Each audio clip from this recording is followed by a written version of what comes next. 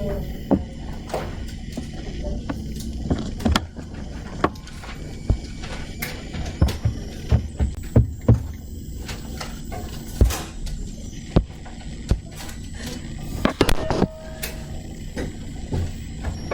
right, welcome back. So today we'll finish up this section 6.3. We're talking about the Cantor set, the Cantor middle third set technically, or the Cantor ternary set. And then we'll start on section 7.1. All right, so just to remind ourselves, right, what does it mean to say that a number between 0 and 1 has a decimal expansion? Well, what it really means is a decimal expansion, right, is I can write, if it has this decimal expansion, like A1, A2, A3, well, those are the digits, right? So those are numbers between 0 and 9. What it really means is I can write that number as a geometric sum, right? Or sorry, a geometric series, where essentially the first digit, or the 10th digit, is A1. It's going to be the first term, A1 over 10. The second term should be plus A2 over 10 squared, the hundredths place, the A3rd, A3 is the thousandths place, and so on. So you have a sum like this. Now, the fact that we use 10 in our regular decimal representation is entirely arbitrary. It only exists because we have 10 fingers. So you can do this with any number, really, any integer, positive integer if you want. So for instance, we can write numbers in 0 and 1 with a ternary representation. So again, it's this digits from 0, 1, and 2. So it's like the third place, the 9th place, the 27th place, and so on. Okay, so what we'll do is we'll use, when we want to write that down like that, we'll write it like this. Okay, we'll write it like this over here. So when we write it like this, we mean this is the ternary representation. Okay, so find the number with the given ternary representation. So for instance, right, this is just equal to 0 over,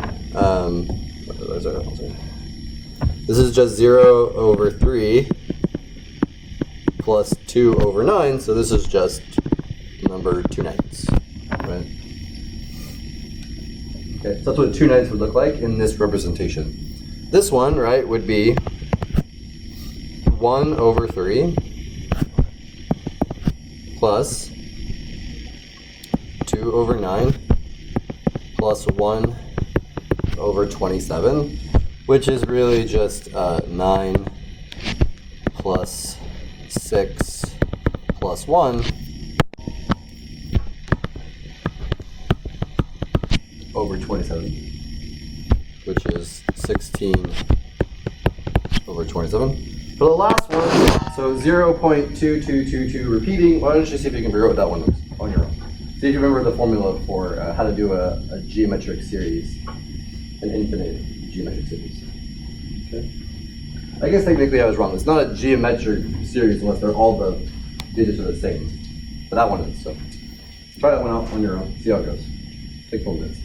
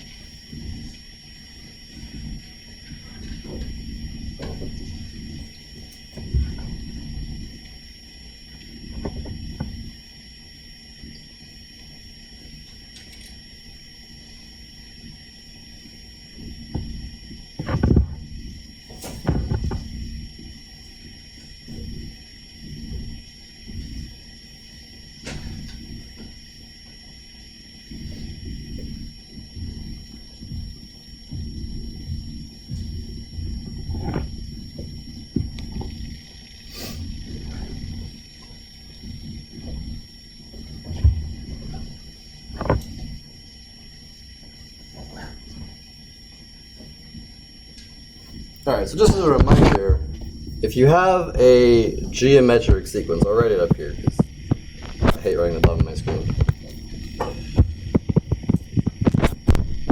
If you have a geometric sequence with 0 from to infinity, it looks like A, R, N, like that, then that's A over 1 minus R if the absolute value of R is less than 1. The formula, should learn that in math.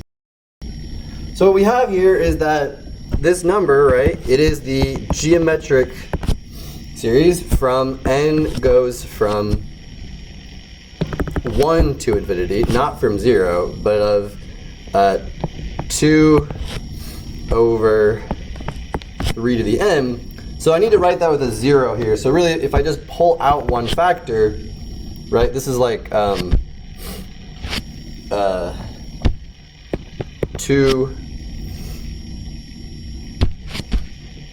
2 over 3.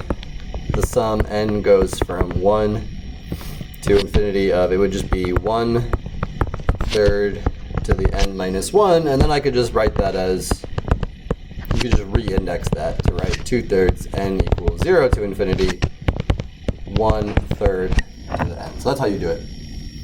Because remember, just think about it this way. This starts, what's the first power of 1/3 there? It would start at the 0 power. This one would start at the 0 power as well, so that's it. And so this is just going to be 2/3 times 1 over 1/3, which is just 1. So that's the representation of 1, which, as I mentioned before, and I think I did it for you guys on Monday, 0.9 repeating in decimal representation, 0.9, so 0.9999 just going on forever, that is identically equal to 1. So in the ternary representation, 0.2222 repeating forever, that would be identical to 1. Okay, that would be exactly 1. Okay? Any questions yet? Can you repeat one more time the power of 1/3 to the n minus 1? Yeah, so I'm just pulling out a 1/3 right here, so it makes it so it's, multiply this back in, it would give you exactly 2. You multiply this back in, it would give you exactly 2 over 3 to the n, right? So the n minus 1, right, I just want to re-index this to make it look like this. All I can do is pull the A out. But if you re-index this, right, it starts at n equals 1, so the first term would have a 0 power, right? The second term would have a 1 power. So you can just make it an n and start from 0 instead. That's all. Okay? Any other questions? I don't want to spend a lot of time on it because it's mostly calculus, but, math 2B stuff. But anyway, just remember so we remember it. Any questions here? All right, not that important, but just think about it. All right, so it turns out then that Cn, if you look at the nth set in our construction of the Cantor middle third set, right? Cn is like after I've removed n, the middle interval, the middle third from all of the intervals n times, right? Cn is the set of all numbers in 0, 1 whose ternary expansion in the first n digits are only a 0 or 2. And then it turns out then what it follows is that C has to be the set of x in 0, 1, right? Because it's the only thing contained in all of them whose ternary expansions contain only 0 and 2. So the Cantor middle third set, it's all numbers, when you look at its ternary expansion, don't contain 1. Okay? Does that make sense? All right, so we're gonna prove this statement right here. We're gonna prove this. The other sentence there, it follows. That just is a fact, right? If C is the intersection of all of those CNs, then it has to be, basically all of the numbers in 0, 1 whose ternary representation doesn't have a 1 in it, right? So, because obviously if you had a 1 in it somewhere, then that 1 would be in the first n digits for some number n. So that means it would violate this. Okay? Okay. So an interesting idea here is that this is actually a very large set. This is actually a very large set. Now, how big is this? How big is this set? This Cantor set, just to give you an idea of how big it is. Well, so for one thing, it contains weird numbers you wouldn't think should be in there. Because I kind of already told you, right? Clearly, any endpoint that's on any of the intervals has to be in the Cantor set, right? Does that make sense? Because you always have the middle third. So you're never going to get rid of an endpoint. The endpoint stays there forever. It's every endpoint in like Cn will be in the next Cn plus 1, right? So every endpoint of any interval at any time in that construction will always be left into C. But there are still a lot of numbers that are not endpoints that are also in C, which is really weird. For instance, this representation, if you just have alternating 0, 2, right? Well, do the same thing we did before. This is 2 times 1 over 3 to 2n, so you can do a geometric sum here. Don't worry about it too much. You get 2/9 over 1 minus 1/9, which is 1/4. So 1/4 is in the Cantor set. It's not going to be an endpoint at any interval, right? Because the endpoints at any interval have to have like a fraction where it's over a power of 3 first. Okay. So you actually can't have a 1/4 be an endpoint. So it's weird, right? It's a lot of points. But just to give you an idea, if you think about it, there's an injection, which we haven't gotten into sort of how you can sort of interpret the cardinalities of infinite sets. But imagine this, okay? Every number between 0 and 1 has a decimal expansion, it has a ternary expansion, it has any sort of expansion I want using any integer. So it has a binary expansion. So every number from 0 to 1 has a binary expansion. I can write it as just zeros and ones. Okay. So there's an injection from the Cantor ternary set to the set 0, 1, right? Every element, just map it from, just change all the 2's, leave all the zeros alone, change all the 2's to 1's, and you suddenly have an injection, right? To the binary, to the 0, 1, the interval 0, 1, but written with the binary expansion. So in other words, the Cantor set has as many elements as the whole set 0, 1 does. That should be weird to you guys. If it's not, that's fine. I'll just assume you're not easily impressed. But that's interesting. It's a lot. It's a big set. So it's very, very big. Which, again, we haven't really talked about. It's almost like we should have left this a little bit until we get into how we can interpret cardinalities of infinite sets. There eventually. And I think we'll bring this back up again when we get there. So don't worry if you're not quite figuring. If it doesn't quite make sense now, we'll get there. All right. So we can do a proof by induction here. So our statement P of n is just that Cn contains all the numbers that have only a 0 or 2 in its first n digits. So we'll do a proof by induction. So the base case is actually trivial. So it's technically it's induction on the set of natural numbers and 0. So the base case is when n is 0, and so C sub 0 is only 0, 1, and it's trivially true, or you can even say vacuously true. Why is that? What is the statement that we're trying to prove? Yeah, so it's like the first 0 digits have only a 0 or 2, so that's true trivially, right? Because to have anything to check, you have to have the first digit. So like, what's the 0th digit? So there's nothing to check for this one, right? That's it. Okay, now the induction step.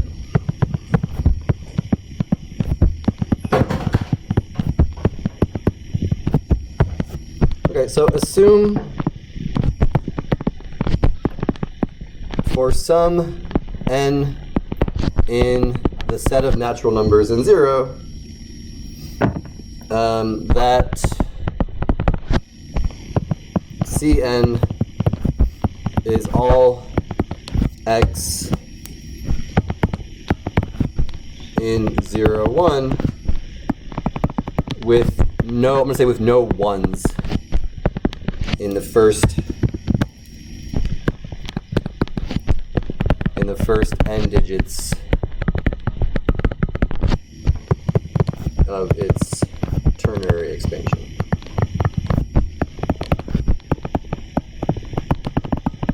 Okay. Well, so you remember we said that the Cantor set was self-similar, right? So it turns out Cn plus 1, I'm going to go back a few slides here.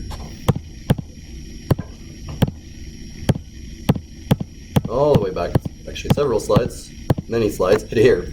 Look at the picture. Consider, like, for instance, like C3, right? C2. So this is C2, for instance. C2 is just two copies of C1. You just scale C1, scale C, this is C1, the second line here. Scale this by 1/3. It just shrinks this whole thing onto this part right here. Then do the same thing, and then add 2/3, and you get this copy right here. So every Cn is really just two copies of Cn minus 1. And that's how we're going to do this. And it's going to turn out, right, if I multiply a number by 1/3, its ternary expansion isn't going to gain any ones in it. All right, so basically like this. Cn plus 1 has to be equal to 1/3 times Cn union 1/3 times Cn plus 2/3. Remember, what does this mean? It means take all of, what is this if I write down 1/3 times a set? It just means multiply all of the elements in this set by 1/3. That's your new set. What is this? It means multiply all the elements in Cn by 1/3 and add 2/3 to them. So it's basically all of the, it's 1/3, so this set will be like 1/3 x plus 2/3 for all x in Cn. Okay? Okay, so consider the following. Since if I multiply a number, 1/3 times an infinite series, n goes from 1 to infinity of an over 3 to the n, like that, this is just equal to n goes from 1 to infinity of an over 3 to the n plus 1 power. All we actually did was we just shifted all of the digits over to the right. And we have a 0 in the first spot, right? Because now, like, a1 will be over 9, right? You'll have a 0, you'll have a 0 over 3, because this starts at 3 squared, right? When n is 1, this is going to start at 2. So you're going to have a1 over 9 and a2 over 27. So all we did was we just shifted all of the digits in the ternary expansion to the right one place, and then put a 0 in the first spot. So basically, this implies that if you have 1/3 times a number whose ternary expansion is just, whatever, then you get the following. You get 0.0 a1, a2, a3, and so on. Okay? And if I add 2/3, 2/3 is equal to, if I write 2/3 in the ternary expansion, it's just 0.2. So if I take a number and I add like this, and I multiply it by 1/3 and I add 2/3 to it, if I have 2/3 plus 1/3 times a number with ternary expansion a1, a2, and so on,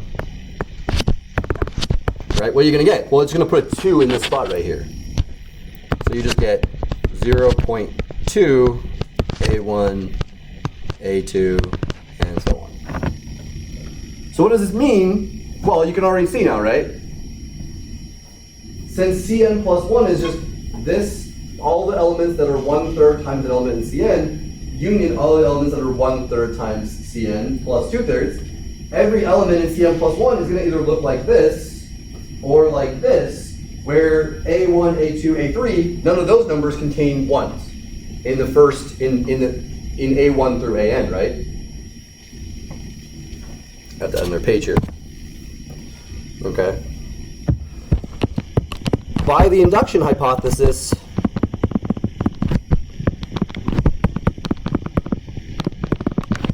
okay, so let me say every element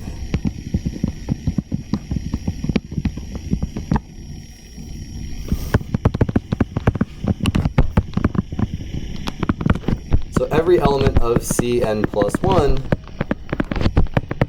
has ternary expansion basically 0.0 a1, a2,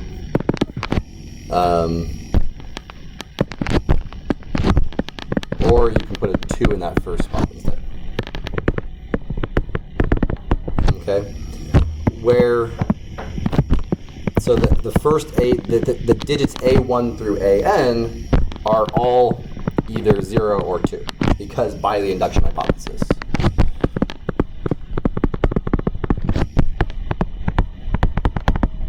And so we're done, basically. So this implies that every element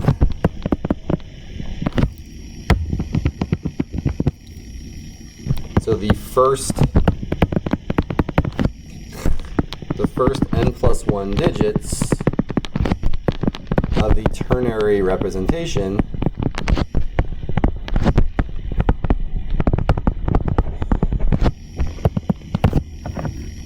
in of an element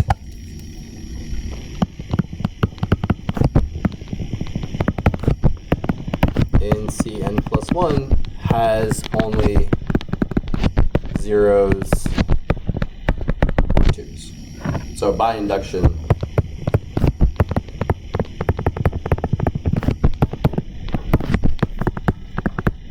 the statement holds for all n. Well, for all n in the natural numbers, including 0. That's it. Okay.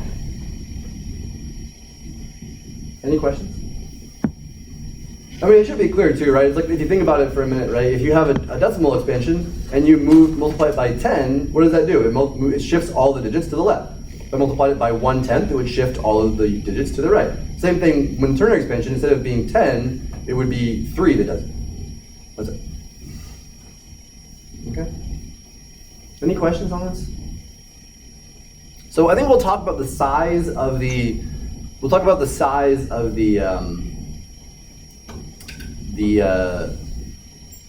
Cantor set. I think when we get to chapter 8, we start talking about infinite cardinalities, the cardinalities of infinite sets. Because again, there are size differences that you can kind of intuit, right? Like the natural number is like kind of small in a sense, even though it has an infinite number of elements, because I can list out the elements.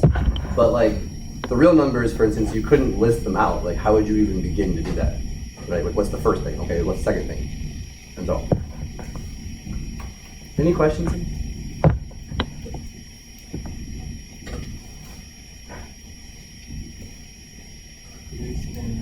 Induction hypothesis. Yeah, so the induction hypothesis is we're just assuming that Cn, if you look at any element in Cn, right, the nth step in the construction, then any element, the first n digits will have only a 0 or a 2. So like what are the elements of Cn? They're just 0.A1, A2 through An, and they can have digits past An. They can have Am plus 1, Am plus 2, and so on. But we don't care about those digits anymore. So what we're saying is, if you look at those elements in Cn plus 1, they have to either look like this, right? Where A1 through An were the first n digits of some element in Cn. And so, because A1 through An by the induction hypothesis can only be 0 or 2, then that's it. So basically we just shift everything to the right and add a 0 in front or a 2 in front. Those are the only possible elements in Cn plus 1. Yeah. So when we're adding 2 over 3, 2 goes first straight after the decimal, right? But if it was 2 over 9, would it be? Yeah, you added the second spot. Yeah, because it's 2/3. That's all. It's like adding if you added 0.1 something, right, or 1/10, you would just add 0.1 to the 10th place, right? If you added 0.01, you'd add it to the 100th place. It's the same thing here, but now it's the 1/3 place, the 1/9th place, and so on. Make sense? 0 to doesn't count. It's just like 1 to is the same thing. Say what? 0 to 1. Yeah. Well, so I'm saying is. It's just 2 symbols. Well, no, so we have 3 symbols, but what we're saying is that in the first n digits in Cn, none of those digits will be 1. So there is 0, 1, and 2. When you have a ternary representation, the digits can be 0, 1, or 2, but that's what the Cantor set is. It's all the numbers in 0, 1 that don't have a 1 anywhere in its representation. So it can be represented by 0 to. Say that again. any number from 0 to 1 can be represented by 0 to... In the ternary expansion, no. Any number in the Cantor set is. If I'm using like a binary expansion, then you could do like say 0 and 1 to write any number between 0 and 1. But that's different, right? That's a different kind of expansion. Okay. All right, any other questions? All right, so then we move on to chapter 7 now. So chapter 7 is on relations, and so relations are now finally, we talk about relations, not today, we won't, but on Friday we probably will. We can actually talk about the actual sort of precise definition of a function. Because like I know I talked about this before, and it's not that our regular definition of functions is imprecise, but like say a function is a rule that to every element in a set A assigns exactly one element in like a set B. That's what a function from like A to B is. What's a rule mean, right? Like what does that mean? So there's actually a way you can do it without that kind of what is to me I feel like imprecise language. And so we need to do that though. We need relations. So anyway, we'll get there in a minute. We might go on Friday. Okay, so let's have A and B be sets of what we call a binary relation, which we'll usually use like this math calligraphy font R for. So a relation from A to B is just a subset of the Cartesian product of A and B. So it's just R is just some subset of A times B, which doesn't sound very interesting, but we can use them in interesting ways. If we say that something's a relation, if R is a relation on A, that just means it's a relation on A time, from A to itself. It's a subset of A times A. If we say it's on A. Okay. So we might also write, if like X and Y are in R, we can write X, R, Y like this. And we can say X is related to Y. Okay. Similarly, if we write X is not related to Y, like that, that means that the pair X, Y is not in R. Okay. Then you might wonder, like, why do this at all? Well, just as a for instance, like, less than is a relation on the real numbers, right? You could think of like, what is the relation? It's just all the ordered pairs so that the X coordinate is smaller than the Y coordinate, right? So in other words, X and Y is in the relation less than if and only if that's equivalent to saying X is less than Y. But like, we just define that relation to be a particular set of ordered pairs in the plane, for instance. Anyway, but that's like why we have this sort of notation like this, because that's how you can think of a relation. Is it's something like, it can be like an ordering or something like that. Okay, we'll get there later on. So we're going to talk about equivalence relations, but that won't be today. Okay, so for example, this set R it's the interval from 1 to 3 times the interval from 3 to 4, union this set. This is a relation from R to R. So here's what I want you to try to do. Parse this, try to parse this. It's actually kind of hard to parse. Try to parse it and then graph that relation in the plane. Take a minute, try it on your own.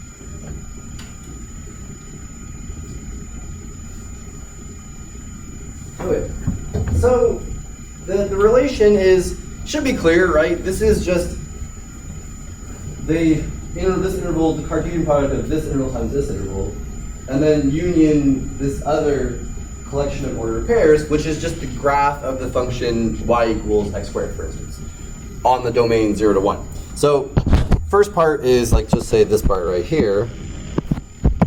That would just be the interval 1, 3, 2, 3, 4. So basically it's a rectangle. It looks like this. Oh, sorry.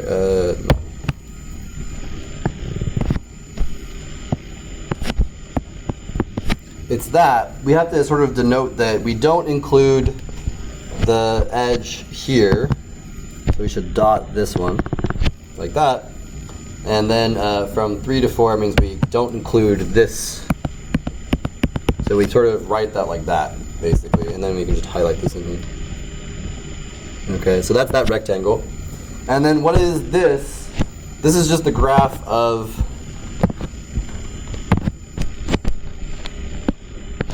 sorry.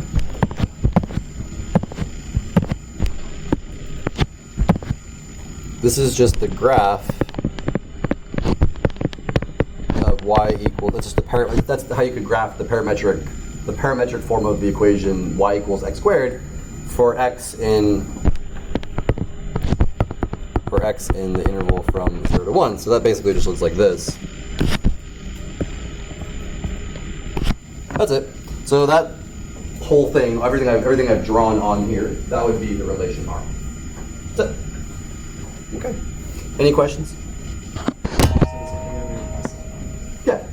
It's remember, a relation is just a collection of ordered pairs, right? So like R cross R, or R2, the entire plane would be all possible ordered pairs of real numbers, right? This is just a collection of ordered pairs, just both of them combined. That's it. So that's all a relation is. Okay. Any questions? Okay. Try that one. Should be pretty straightforward.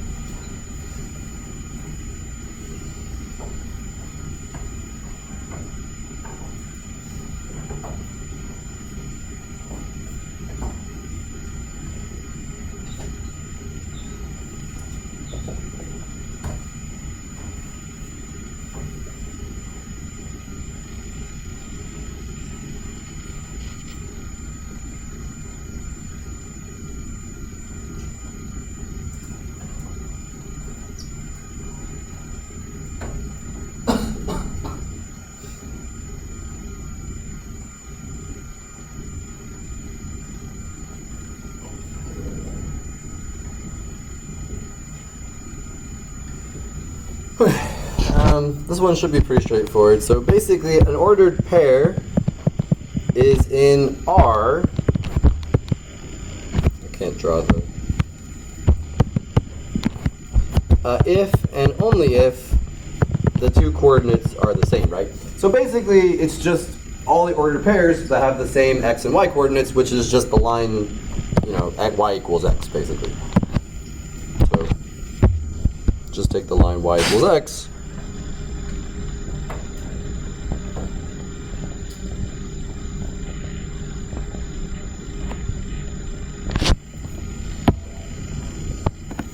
And that's it.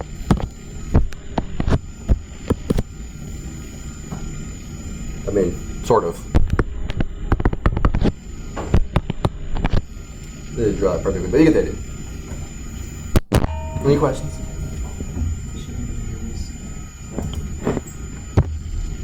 That one?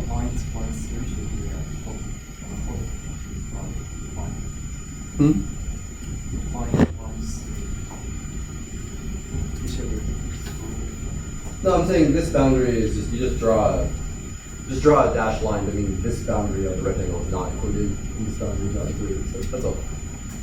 I'm just saying the entire bottom part of the rectangle is just not in the set. The whole bottom boundary and the whole right boundary. Okay. Any questions here? Yeah. So what would be idea behind the concept of relation? So we'll eventually get into things like equivalence relations and things, but for now, a relation is just it's a subset of, if it's a relation from A to B, then it's just a subset of A times B. It turns out basically, like, what is it? We'll get into this later on, not today, but I'll mention it. Like, what is a function? So this is actually how you can precisely define a function. A function is a relation where none of the first coordinates ever repeat. So if you look at all of the ordered pairs, the first coordinates in all of them are different, which basically just means that no x ever gets two different y's assigned to it. But that's what you can think of as a function is itself a relation. And that's how you can sort of precisely define the idea of a function. So if you look at like the graph of a relation, because we've been graphing relations, right, just drawing out the ordered pairs, a function, right, would be any relation whose graph in the, x, it'd be a function of, like, say, from the real numbers to the real numbers, would be a relation on, from R to R, so that no vertical line would ever intersect it in like more than one place. That's basically what a function is, but that's kind of the same idea. It sort of allows us to sort of define that a little bit more clearly than just saying a rule that to each x assigns exactly one y, for instance. But like, I still think the word rule is imprecise. Like, what does that mean? Okay. If A is a set, subset is a relation. So subset is a relation on the power set. So think about it this way, like, so think about a subset being a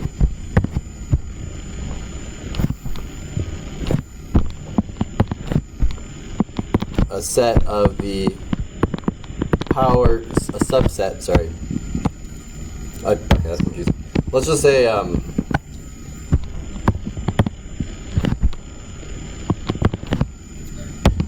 right, hold on. I'm trying to figure out how to write this without being, it could be unclear. Call R subset. In other words, R is a subset of the power set of A times the power set of A, such that, let's say, B comma C is an element of that relation if and only if B is a subset of C. Okay. So like that is a relation, right? Because it's just, you can think of, I can just take pairs of sets, B and pairs, like say pair B, pair of sets B and C that are both subsets of A. They're in the power set of A, right? So what are the elements in here? They're ordered pairs where each element here is a set, right? So both B and C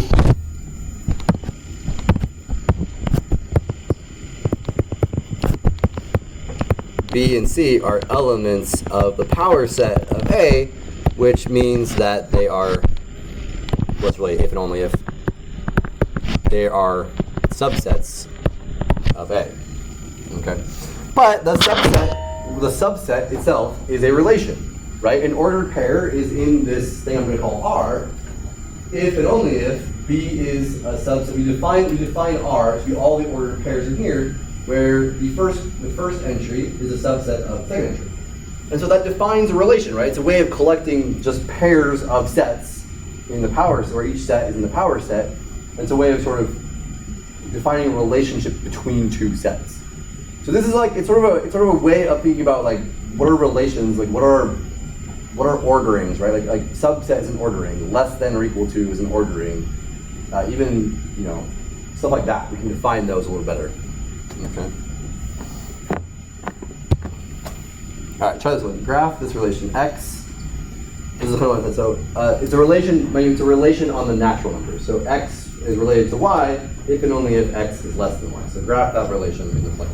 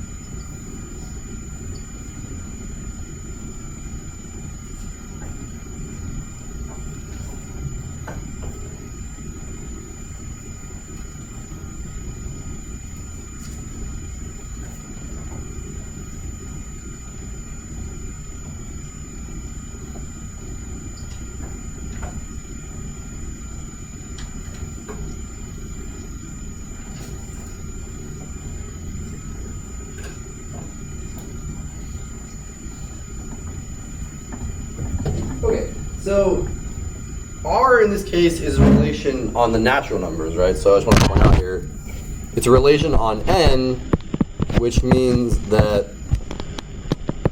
R is a subset of n times n.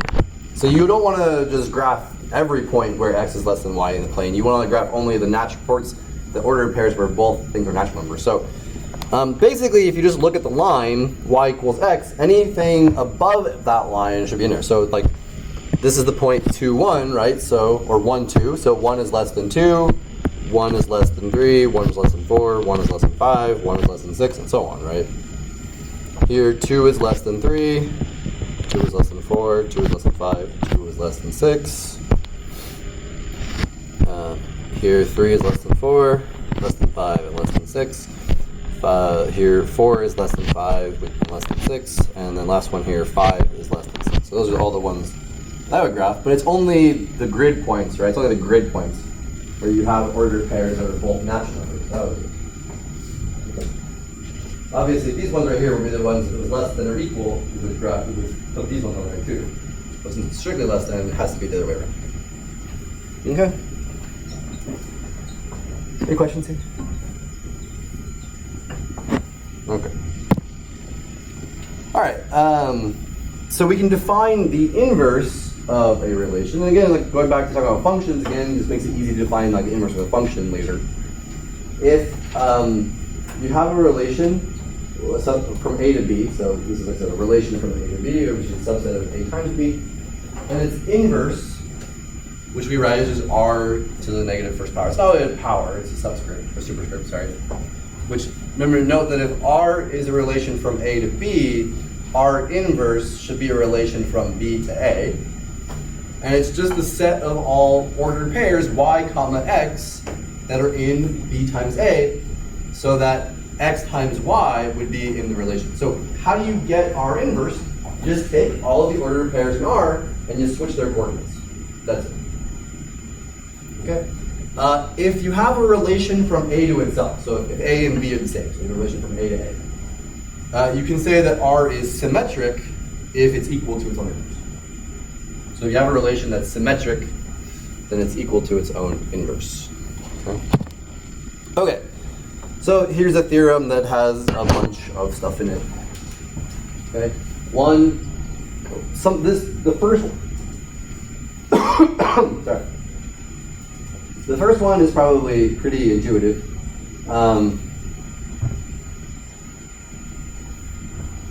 Okay, sorry. The first one's pretty intuitive, but if I take the inverse of R inverse, then I should get R. 2, if R is a subset of S, R is a subset of S. Remember, it's just collections of ordered pairs, both cases. R is a subset of S if and only if R inverse is a subset of S inverse. If I take the union R union S and I invert that, use that sort of combination of those two relations, I can just invert each one separately to be union. Okay? If I take the intersection of R and S and I invert that, that's just R inverse intersect S inverse. And then if you have R is a relation from A to itself, so if it's just a relation on A, then R union R inverse is symmetric, and so is R intersection. R intersect R inverse. Okay. All right. Why don't we try? So I gave myself some space in these slides to try to do a couple of these. I don't remember which ones are in the book. I think it's 2 and 5, but I could be wrong. Why don't you guys try to do number 1? Take a minute or two. Try to do number 1. We're running out of time here, but why don't you give it a try, and then I'll do number 1 for you.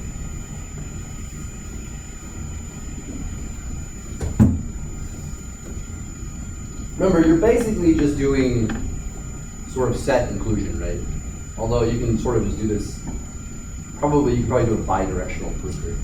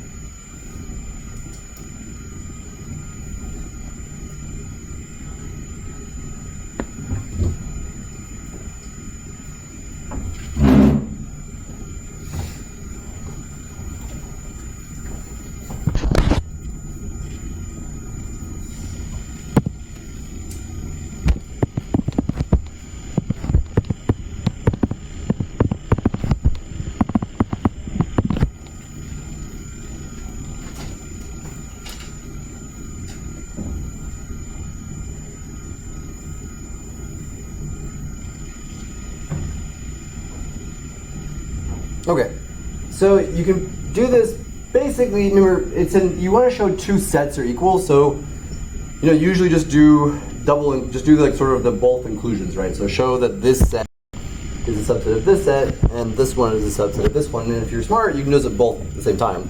So let's just say if xy is in R inverse, that implies, by definition of inverse, right, that y sub x is in R inverse. That's what it means, right? And that tells me that xy is in R. So that's basically showing me that this is a subset of this, but all of these arrows can go back the other way, right? This inclusion goes both ways. If xy is in R, that implies that yx will be in R inverse, and that implies that xy should be in the inverse of that, by definition of inverse. So, thus,